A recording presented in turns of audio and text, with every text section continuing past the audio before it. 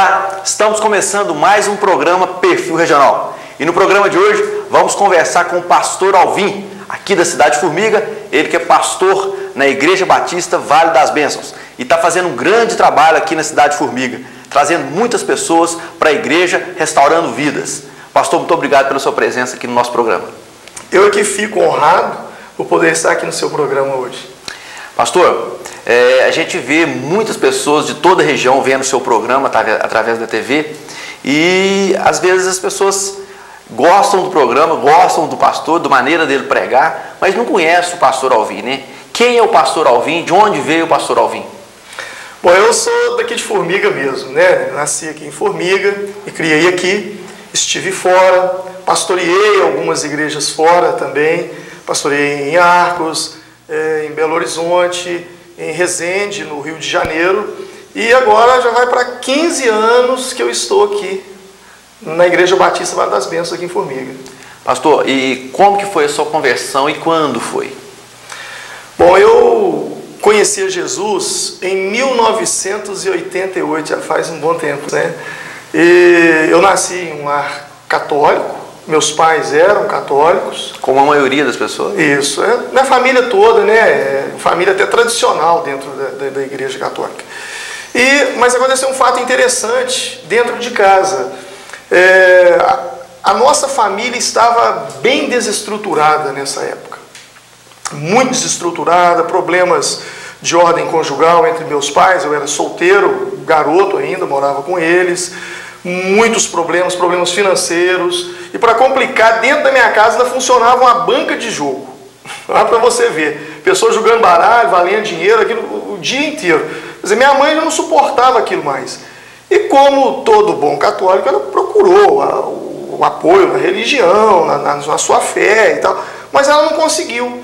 E parece que a porta que fica ao lado da porta do catolicismo, parece que é a porta do espiritismo. Então minha mãe se aprofundou no espiritismo. E aí parece que as coisas complicaram mais ainda. Aí as coisas pioraram, problemas financeiros, parece que duplicou. E minha mãe um dia, assistindo um programa de televisão, não sei se você se lembra do Jim Swaggart, tinha um programa na televisão, a família Rex Humbard, né? É antigo esse programa dos americanos. Então ela assistiu um programa daquele e falou, gente, eu já fui em tudo enquanto é lugar. Mas eu ainda não fui, né, numa igreja evangélica. Agora, em 1988, são 20 anos atrás. Aliás, isso foi antes de 88, porque eu me converti em 88. Isso foi em 1982, 83. Minha mãe, então, quebrou todo o preconceito daquela época de ir a uma igreja evangélica, que era muito grande. Ela foi, entregou a vida dela para Jesus e Deus, assim, operou milagres na nossa família de uma forma tremenda. E aí, em 1988... alguns anos depois, minha mãe pregava para mim. Seu pai também foi? Meu pai, não. Meu pai foi depois, perto da morte dele. A minha mãe pregava para mim, eu falava, mãe, não fala de igreja comigo não, o negócio de religião é coisa de velho. A senhora fica falando de Deus para mim aí, se a senhora quiser que eu vá para a igreja, só espera sentada que em pé só cansa. Falava isso com ela, né? Eu odiava. Quando ela colocava aquelas músicas de igreja, eu acho que eu ficava endemoniado.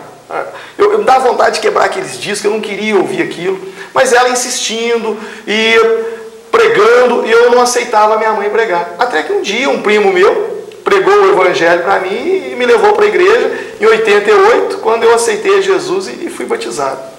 E daí para cá foi só vitória? Só vitória, só bênção, né? Deus nos abençoou muito.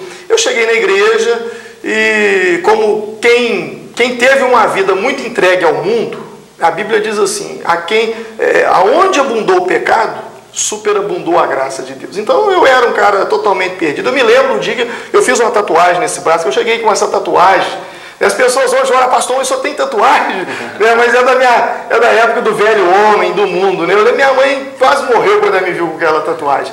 Então eu era uma pessoa muito perdida. E eu falava assim, já que eu me dei muito para o mundo, então agora eu tenho que pregar o evangelho, eu tenho que fazer a obra de Deus.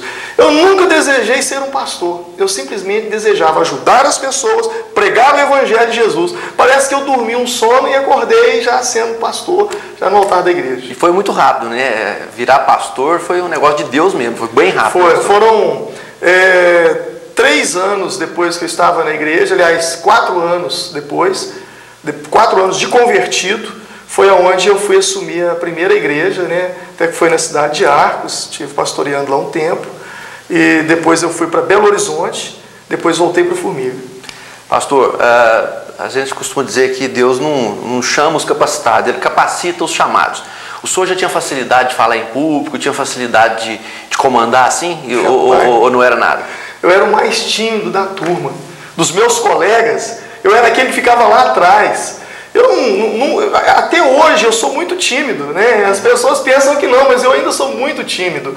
E quando eu subo num púlpito para ministrar, no altar para pregar a palavra de Deus, é o Espírito Santo mesmo, não tenho dúvida nenhuma, porque eu em si mesmo, você que está aí sempre fazendo entrevista, você pode perceber que eu sou um pouco, você fala, mas esse pastor aí que prega lá no altar não é o mesmo pastor que está aqui sentado comigo, eu sou tímido mesmo. Eu sou testemunho disso, porque quando eu fui falar com ele da entrevista, ele falou assim, ficou meio preocupado com a entrevista. Eu assustei ele do outro lado, mas ele é acostumado até, além de pregar na igreja, é acostumado a fazer o programa de TV. Então, como que ele está meio receioso do programa? Eu falei assim, né, não é possível.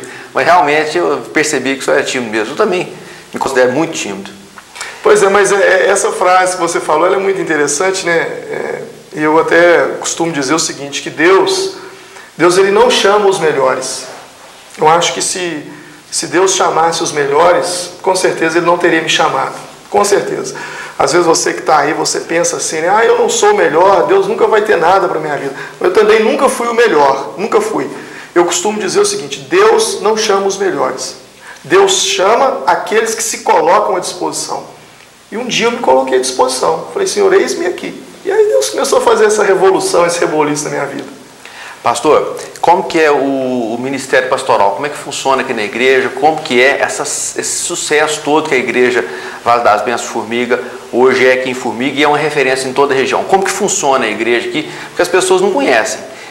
Há um ditado que ninguém pode falar de igreja evangélica até entrar na igreja evangélica para saber o que é. Muitas pessoas têm assim, preconceito, mas não sabem como é que é. Ou falar, pensam que era aqui daquele jeito. Como que é a igreja evangélica Vale das Bênçãos?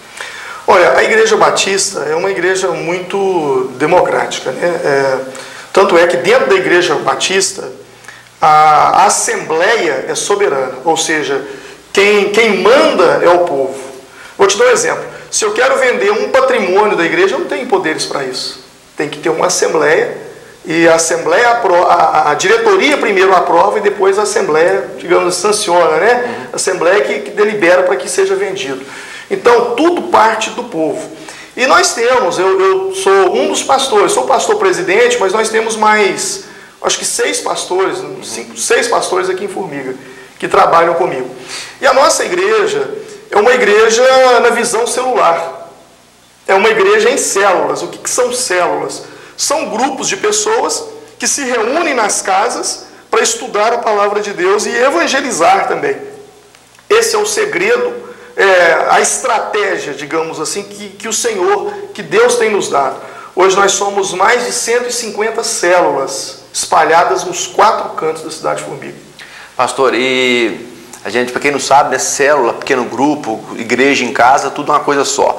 Mas Jesus começou com um pequeno grupo também, né, de 12 pessoas, né? Com certeza. Hoje a palavra dele é conhecida no mundo inteiro graças a um pequeno grupo de 12 pessoas. Né? Não, e tanto é que mesmo depois que Jesus, ele não pregava dentro do templo, ele não tinha essa oportunidade. A oportunidade que ele tinha era de pregar nas praças, nas ruas e nas casas. Os grandes milagres de Jesus foram realizados nas casas e nas ruas. E mesmo os apóstolos, depois de Jesus Cristo, eles se reuniam nas casas. A igreja ainda não tinha um templo organizado. A igreja só foi ter um templo construído 300 anos depois da morte de Cristo, em Constantino. Inclusive tem até pessoa que pensa assim, digamos assim, da igreja católica, né? Eu já ouvi muito isso, você deve ter ouvido falar. Foi Jesus que começou a igreja católica. Não, a igreja não existia templo.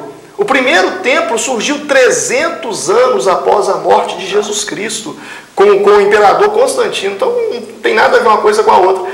E hoje a igreja tem despertado para voltar para as casas novamente, começar com os grupos familiares, né? Por quê? Porque os problemas estão dentro das casas, o problema não está dentro do templo. Então nós estamos indo aonde o problema está.